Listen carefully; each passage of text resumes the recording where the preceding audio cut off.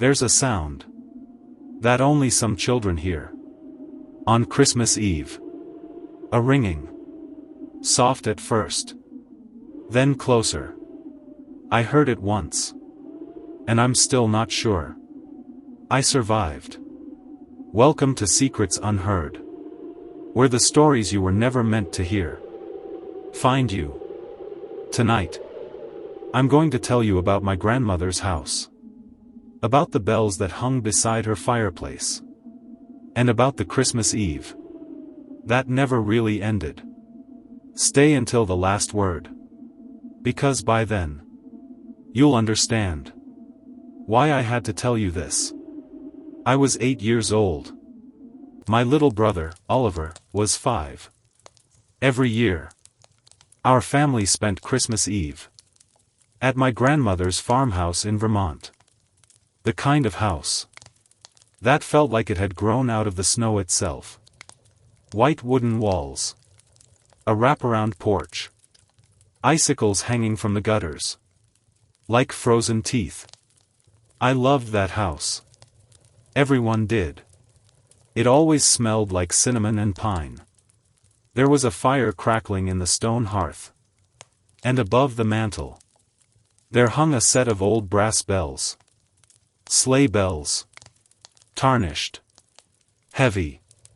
They had been in our family for generations. My grandmother said they came from the old country. From a village in Norway that no longer exists. She told us something strange about them. She said that on Christmas Eve, if a child was truly good, the bells would ring on their own at midnight. Not from the wind. Not from movement. They would ring. Because something was listening. Oliver believed her. I pretended not to. But every Christmas Eve, I watched those bells. Waiting. That year, 1987, was colder than usual. Snow had been falling since morning. By nightfall, it was nearly 3 feet deep. The roads disappeared. The world outside went quiet. Muffled.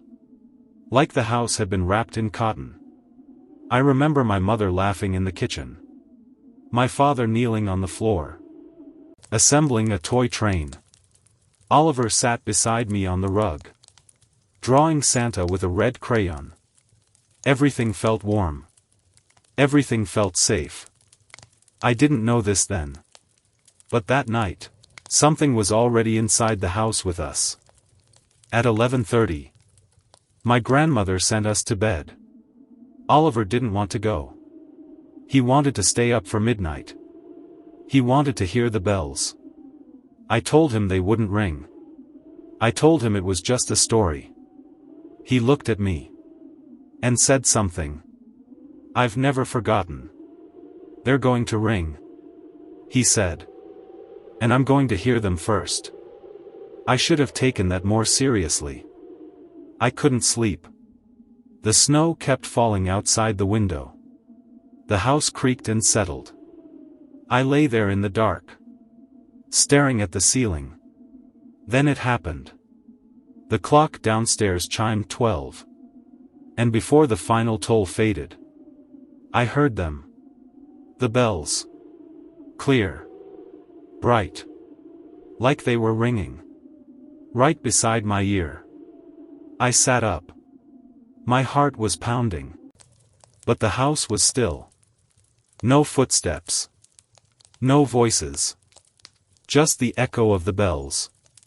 And then silence. I looked across the room. At Oliver's bed.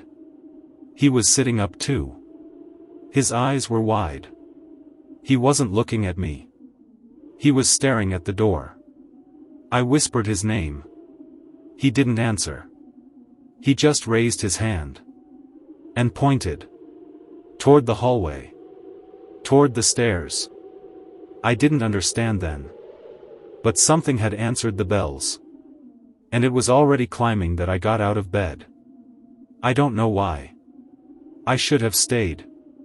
I should have called for my parents. But children don't think like that. Children follow. I stepped into the hallway. It was dark. The only light came from downstairs. The faint glow of the Christmas tree. And standing at the top of the stairs was a shape. Tall.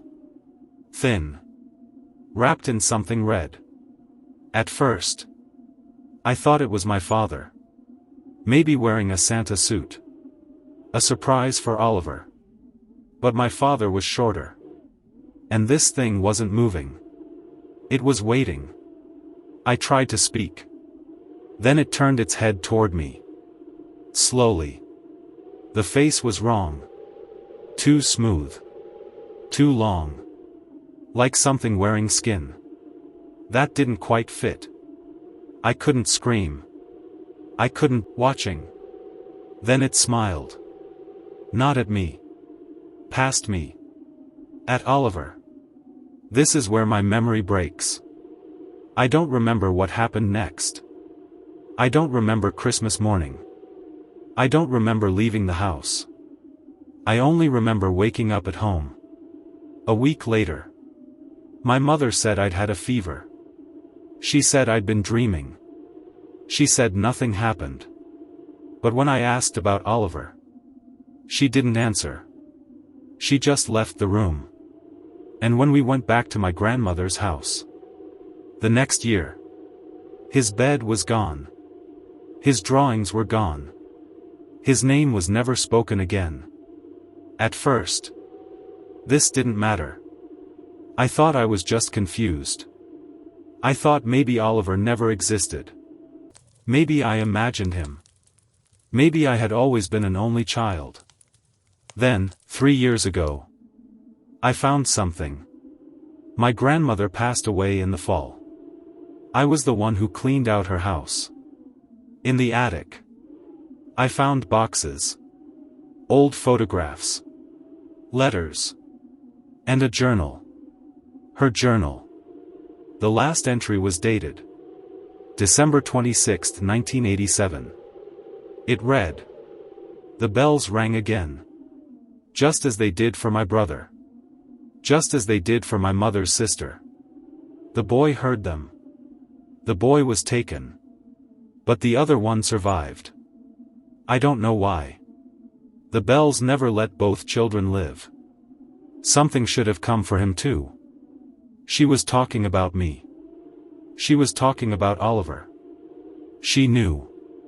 She always knew what the bells meant.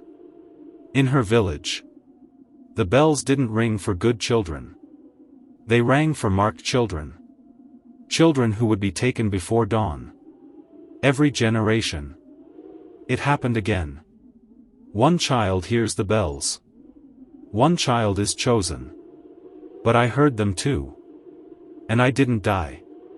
That's what never made sense. Until I read the final line. The one that made my hands shake. It said, "Unless he was already dead before midnight. Unless he was the one who rang them." I've spent years trying to understand that. I searched for records of Oliver. There are none. No birth certificate. No hospital file. No grave. But there was one photograph. 2 boys standing in front of a Christmas tree. One of them is me. The other has no face. Not blurred. Not scratched out. Just empty. Like something erased him from existence. Or like he was never real. I don't know which answer is worse.